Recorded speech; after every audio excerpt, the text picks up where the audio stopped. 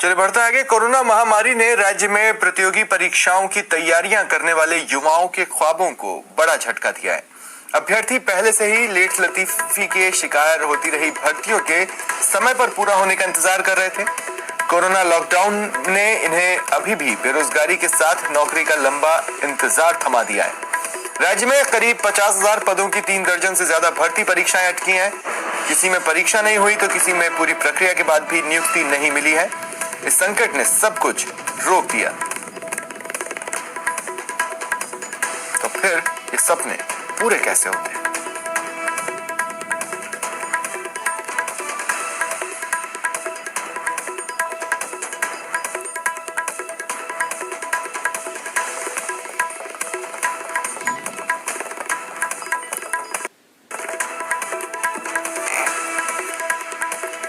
कई सारी परीक्षाएं हैं,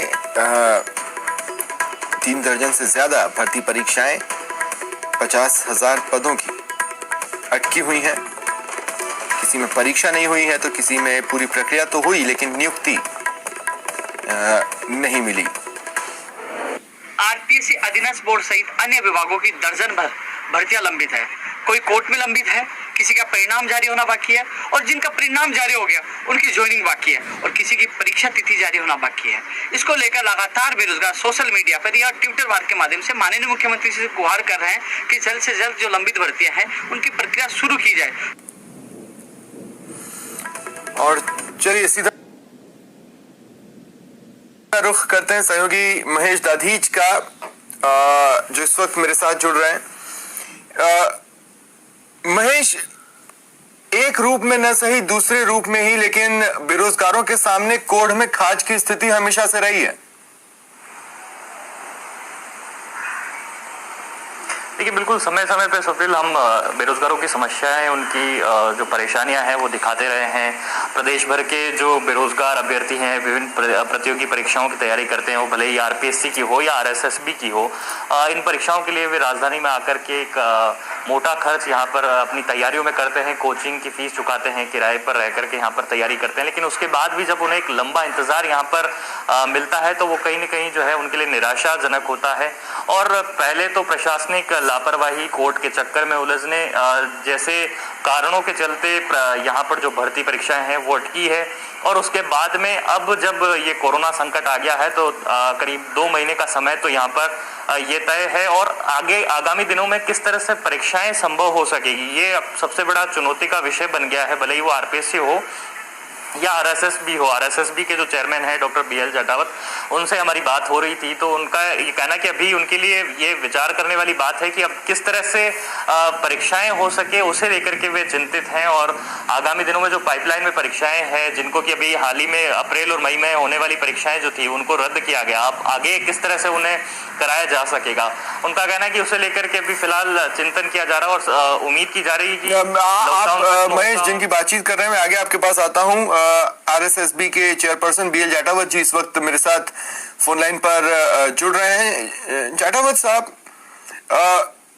किस तरह की परेशानियां हैं? मैं स्वागत करता हूं आपका न्यूज़ 18 राजस्थान पर। किस तरह की परेशानियां हैं जिनका जवाब खोजा जा रहा है? सर्वप्रथम आपको जी, वर्तमान हालात जो है हमारे अभी वो सामान्य स्थिति नहीं है और हमारी जो परीक्षाएं आयोजित हम करते हैं वो जिला प्रशासन के माध्यम से होती है। ठीक।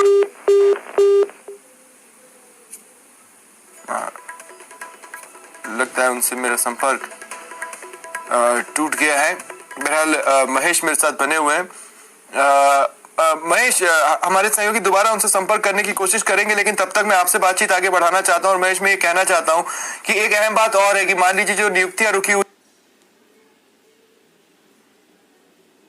है, अगर वो नियुक्तियां समय पर हो जाती तो आज जो स्टाफ जमीन पर काम कर रहा है उनके लिए एडिशनल मदद होती, क्योंकि इन्हीं नियुक्तियों में से किसी को सर्वे के काम पर लगाया गया है, इन्हीं नियुक्तियों में से किसी को किसी और काम में रखा गया है।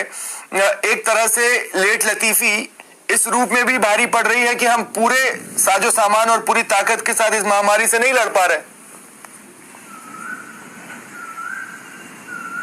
बिल्कुल सही कहा आपने। जिस तरह से चिकित्सा विभाग की बात करें, शिक्षा विभाग या फिर निगम में सफाई कर्मी जो कि इस समय कोरोना योद्धा बनकर के लड़ाई लड़ रहे हैं, और इन विभागों की जो करीब 50,000 पदों की जो ये भर्तियां हैं, जो 3 से 4 दर्जन की जो भर्तियां हैं वो लंबे समय से अटकी हुई है, और 2018 की जो भर्तियां हैं खास तौर पर उनका अभी तक जो है परीक्षाएं नहीं हो पाई, और जिनकी परीक्षाएं हो गई है उनके अंतिम परिणाम जारी किए जाने और नियुक्तियां जो दी जानी है वो भी बाकी है। मसलन एलडीसी के मामले में भी जो जिस तरह से जिला आवंटन की जो कोशिश है, कवायद है, वो चल रही है।